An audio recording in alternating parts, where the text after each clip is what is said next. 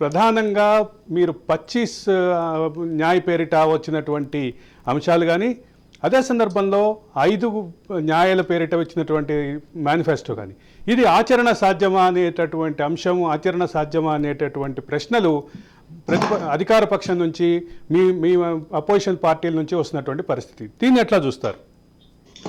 నమస్తే అండి, అరవింద్ గారికి, అక్కడ ఉన్నటువంటి ఫ్యాన్ వాళ్ళందరూ కూడా నమస్తే. రాజనగర్ గారి సార్ కూడా నమస్తే అండి, గుడ్ ఈవినింగ్ అండి.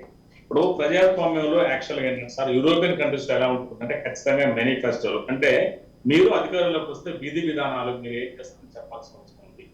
వాళ్ళు రేడియోలలో కానీ, అంతేకాకుండా గవర్నమెంట్ సంబంధించిన టీవీలలో కానీ అక్కడ ప్రభుత్వాలే టైం ఇస్తాయి.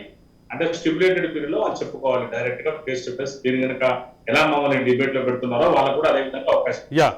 కాకపోతే ఇండియన్ జర్నల్ ఎలా ఉందంటే ఇట్లాంటి కల్చర్ ఇక్కడ రాలేదు. కాబట్టి ఎవరికి వాళ్ళే పార్టీలు మేనిఫెస్టో ఇవ్వడం అనేది ఉండదు.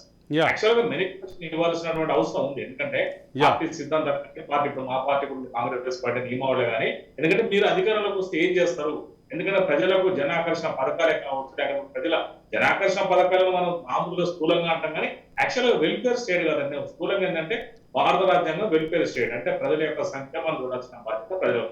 సంక్షేమానికి ఇక్కడ కొంతమంది ప్రశ్న ఏంటంటే సంక్షేమం వేరు, అభివృద్ధి వేరు. అభివృద్ధి ముందా సంక్షేమం ముందు? అభివృద్ధి అంటే డెవలప్మెంట్ యాక్టివిటీ చేయాలా, సంక్షేమ కార్యక్రమం చేయాలా అనేది కొంతమందికి మీమాంశం. మీరు అన్నట్టు మీరు మంచి డిబేట్ పెట్టారు. నేను ప్రాక్టీసింగ్ అడ్వకేట్ ని, నేను కూడా లాలో డాక్టరేట్, లాలో పిహెచ్డి, నేను లాలో gold medal top university Warangal campus. So ఏంటంటే ఇక్కడ అభివృద్ధి కావాలా, ప్రజలకు ఏది కావాలి, సంక్షేమం కావాలా అంటే మన రాజ్యాంగం ఏంటంటే భారతదేశం ఏంటంటే డెవలపింగ్ కంట్రీ. డెవలపింగ్ కంట్రీ అభివృద్ధి అనేది ఎంత ముఖ్యమో ప్రజల యొక్క సంక్షేమం కూడా ప్రభుత్వానికి అంతే ముఖ్యము.